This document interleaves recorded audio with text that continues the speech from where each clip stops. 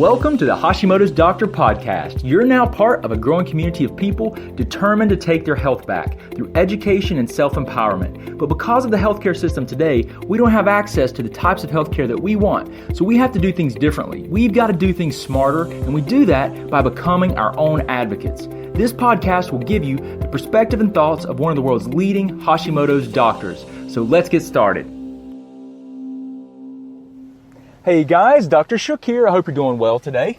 In today's podcast, what I want to share with you guys is a critical aspect and effect that your thyroid hormone has on the body, and in particular, what effect the thyroid has on the immune system. And I'm going to tell you, we're also going to talk about how it works the opposite direction as well, how the immune system affects the thyroid. It's kind of interesting, when we start talking about these different functional breakdown, or I would say dysfunction of different systems of the body, and how they crosstalk or have another effect or multiple effects on other systems of the body. So for example, how the thyroid hormone inefficiency, dysfunction, it doesn't have to be just low thyroid hormone quantity. It can be just an inefficiency or ineffectiveness of thyroid hormone stimulation of the cells of the body. And that can occur for a lot of different reasons. When we see these types of things happen, it has this, wide-reaching impact on other systems. And so, there's always when you talk about thyroid hormone dysfunction, what's causing the thyroid physiology to break down? And there's so many different reasons for that. And then, what's causing, when we're getting ready to talk about how, there might be immune system dysfunction and how might that affect the thyroid? Well, there's a lot of different causes for that. So not trying to overwhelm you, but just understand that, when I talk about these subjects and these topics with you guys, I'm really trying to do my best. It's not an academic, dissertation on the topic. It's really, I'm trying to share with you in isolation how two things affect one another, and boil down concepts to try to give you ideas and direction on what you might want to consider doing, or what, how I kind of look at the problem. So really, again, what we want to talk about, and what I'm really have been interested in lately and sharing with people, is really this connection between how thyroid hormone physiology affects the immune system. And so one of the things that you need to understand is that anytime there's a hormonal dysfunction, you need to consider thyroid dysfunction. And even though the thyroid is a hormone, anytime there's hormonal dysfunction, there's dysfunction throughout the body. You want to rule out thyroid dysfunction, because the thyroid hormone sets the metabolism and the rate of every cell of the cellular processes throughout the body. So for every cell in the body, no matter what tissue, whether it's bone marrow or the thymus gland, that's the brain, whether it's the spleen, any of these organs that we know to be important in the immune system and in the how the immune cells mature, is that the metabolism of those cells is set by thyroid hormone. So when thyroid hormone physiology, or when the thyroid cannot adequately or properly stimulate the cells of the body due to some kind of dysfunctional breakdown, right? So there's tons of those. There are at least, classically, or I say classically, it's not classically taught. From a functional endocrinology perspective, there are probably 24 different ways that the physiology breaks down, the thyroid hormone physiology that we're aware of. And this is just basically, a breakdown in the thyroid hormone physiology. So that starts in the brain, and it works all the way through, production of the hormone at the thyroid, to transportation of the hormone, to sensitivity of thyroid hormone at the level of the cell, right? Every cell in your body. That's what I'm talking about. Somewhere there are 24 different ways throughout that entire physiological process that has been, some firmly established and some theorized, more theory than clinical evidence. But there's a lot of different ways that we know this this can occur, and that we suspect this breakdown can occur. Now, I'll tell you this, in addition to those physiological breakdowns, which are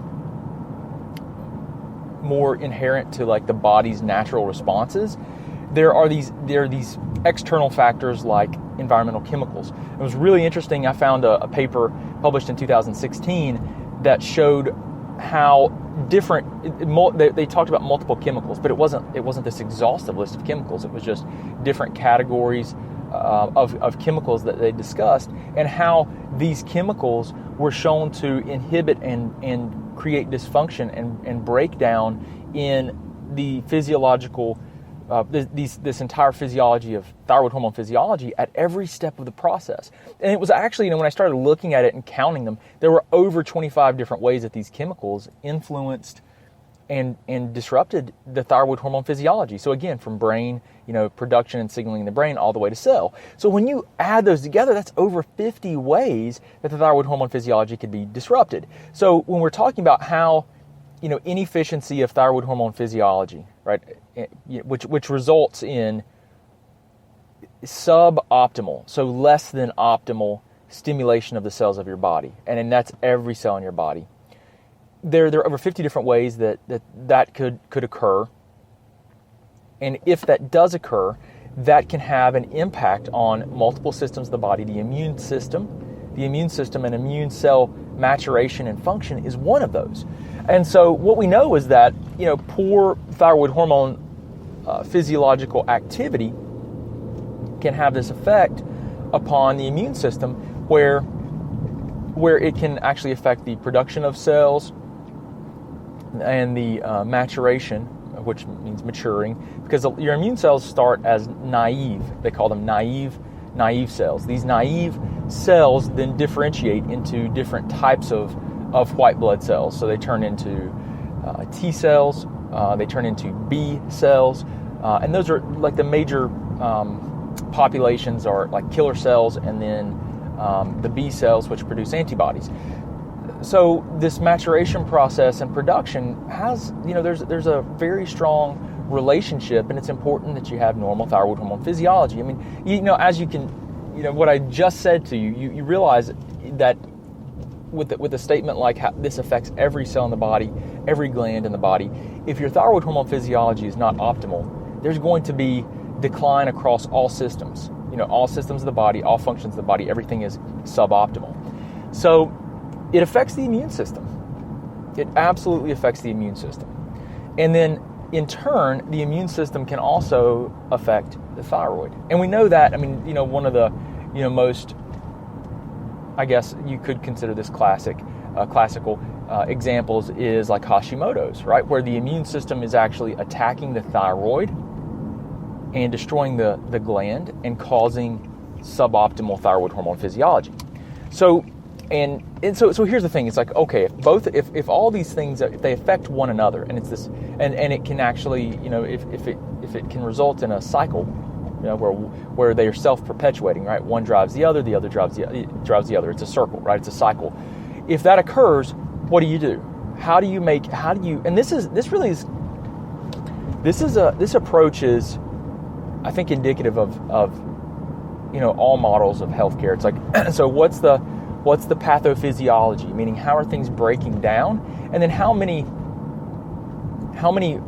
ways can we intervene in that cycle at one time, as simply as possible, to have a positive impact on your health, right? So let's say that you have Hashimoto's and the immune system's attacking the thyroid gland. So you have suboptimal thyroid hormone physiology, which is impacting negatively the immune system and impacting negatively all these other systems of the body. And you have, as a consequence of the autoimmunity, thyroid hormone or thyroid destruction, thyroid tissue destruction. You have increased inflammatory levels. You have higher inflammatory load. Let's just keep it simple. And this is all having decreased or effects on decreased sensitivity to your thyroid hormone.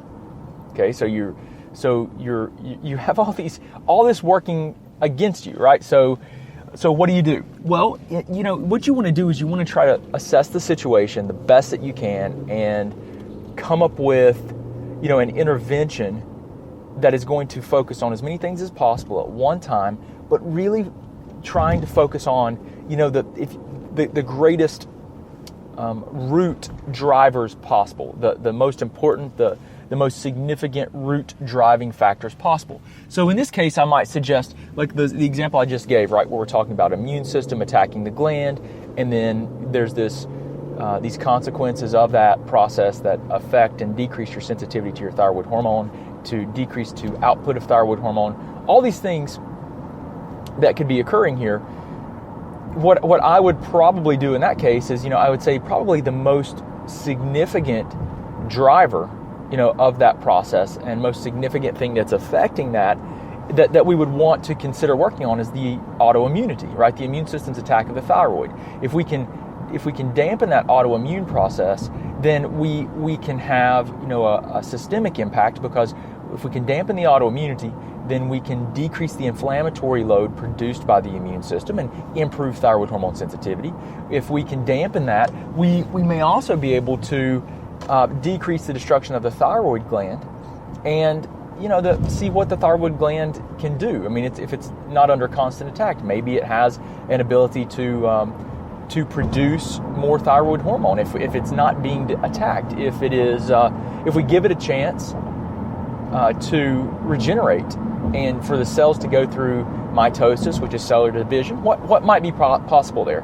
We see when we calm down autoimmunity in people, we see just lots of people have so many positive changes in different areas. It's amazing, and it's a lot more explainable when you think of it from this perspective, right? Because if you can dampen the autoimmune process and the thyroid hormone physiology is better, what systems and what processes in the body could benefit? And if you were paying attention, every single system in the body could benefit, right? Does that make sense, right? Because every single cell uses thyroid hormone. Every single cell, every single system. So if every system has more thyroid, has optimal thyroid hormone activity and sensitivity, the cells are driven at a normal rate of metabolism, they can function normally, right? Whereas before they weren't able to. So there's, I hope that makes some sense. But so dampening the autoimmune process is usually it's usually the one thing that has not been done with great efficiency, and it's not that doctors don't want to. It's just that, believe me, I suffered through trying to figure out how to help myself with psoriasis, all kinds of digestive issues, and then autoimmunity against my thyroid. And this has been 15 years. I mean, really, it's probably far longer than that before I even realized, before I even was really perceptive that I had a problem, before I even knew I had a problem. I knew I had a problem when I knew I had a problem when I had gut issues, but that was when I was in my teens, early teens.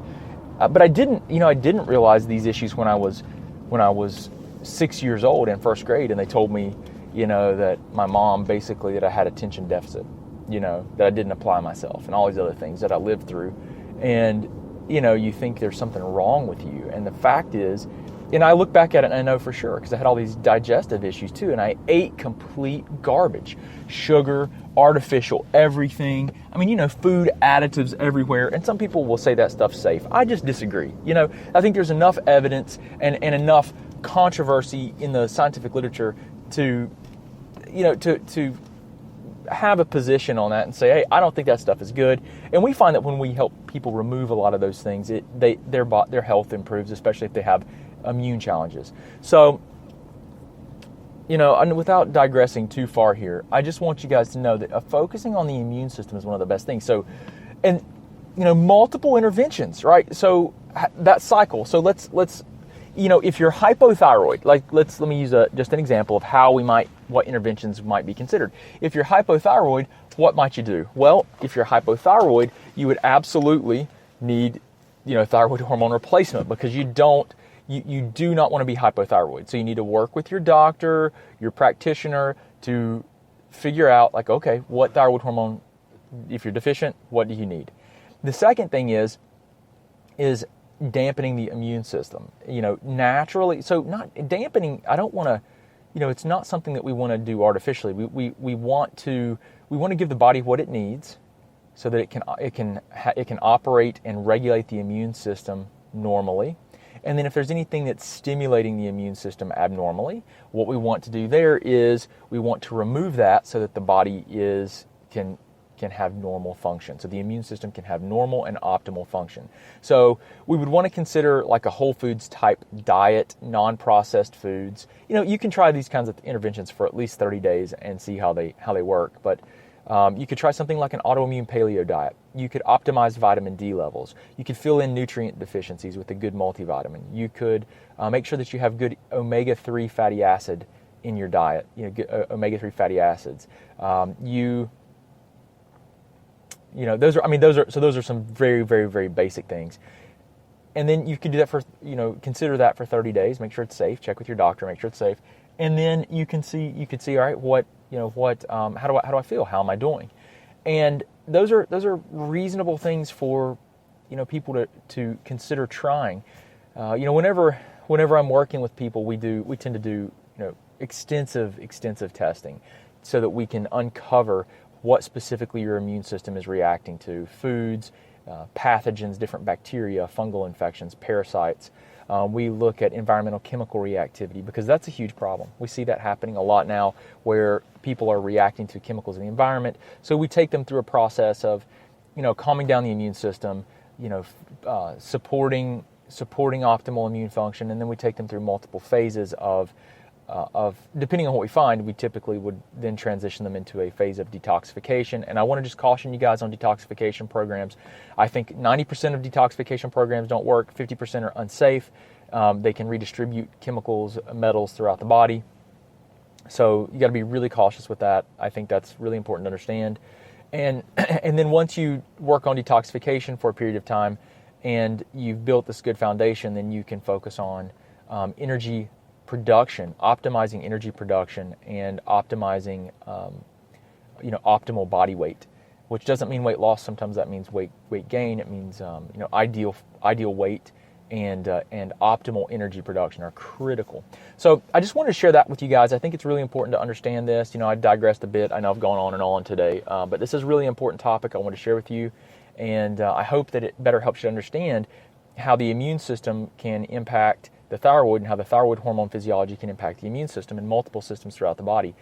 If you need help, if you're struggling, guys, don't struggle. There's a lot of different things that you can do to help yourself.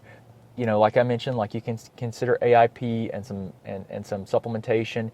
If you want, kind of more of a guided approach, we have something called the Transformation Community, which is, we have put programs, our dietary program, our supplementation programs, our lifestyle-based recommendations into 6-week programs.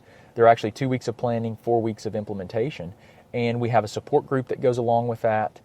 We have a detoxification program that we've created. It's a 6-week program. Again, 2 weeks of planning, 4 weeks of implementation, supplementation, everything's there. And we have a support group. We have actually on Facebook, and my staff and I get in there and support that group. And we make sure that everyone in our community gets their nutritional supplementation at my cost. We're really trying to change the face of healthcare and provide and get this information to people that would never have access to it. And I mean, listen, there's so many people struggling with it. There's millions and millions of people. We got to do something different. So we're trying to make some radical change to help people. But if you want more, if you want to get more specific information and not go through a clinically tested program that's going to be good program, but you want to know what's specifically driving your immune problems. You want to get testing to get the fastest results possible. Then maybe we could work together one-on-one. I work with about 2 people per month one-on-one, and we always, anytime I work one-on-one with someone, because I'm so dedicated to teaching. You guys see with our podcast, I'm dedicated to video. We have hundreds of videos. I'm dedicated to creating programs. I don't have time to work in a full-blown 8-hour day, only see and work with patients and clients. I don't have time to do that because of our goals and our mission to help as many people as possible and to change the face of healthcare. That I can only work with 2 people. So when I do work with people, just know we get really extensive testing so that we can get as much data as possible to put together a plan that's really, really tailored to you so that we can help you as fast as we can. So anyway, if you're interested in that stuff, guys, all you have to do is you can go to hashimotosdoctor.com, hashimotosdoctor.com/ TP. If you want to learn about the transformation community, if you want to learn about my office and it's to see if you're a candidate for the kind of care that we provide, you can go to Dr. Brad Shook. That's DrBradShook and that's drbradShook.com. And you can look at our website. You can click on the application for care page there and find more. You can hang out. You can visit us on Facebook. We're really active there. I usually do live videos very, very frequently. But appreciate you hanging out with me. I hope this has been helpful today, and I hope this helps to improve your perspective on things. Listen, you can improve your immune system, guys. There's a lot of research that's out there on this now. There's a lot of interest. We know that you can do it. You can improve it. We've seen people turn around clinically in major ways, and it's amazing to see. So hopefully this helps you to better help yourself. It's my goal to change one person's life at a time, because if I can do that, I know I'll have a positive impact on your family, on your community, and ultimately that's how we change the world, one person at a time. So I appreciate you. If you need anything from us, please don't hesitate to reach out. I hope you have a wonderful day. Thanks. Thanks so much for listening. We hope you enjoyed hanging out behind the scenes with Dr. Shook. You can also talk with and learn from Dr. Shook through Facebook Live on our Facebook page at the Office of Dr. Brad Shook. Don't forget, you can also get access to our videos, guidebooks, and thyroid programs at www.drbradshook.com. Oh yeah, and don't forget one more thing. We can change the world one person, one family, and one community at a time. Until next time, remember, today is your day, and no one will tell you who you are and what you can be.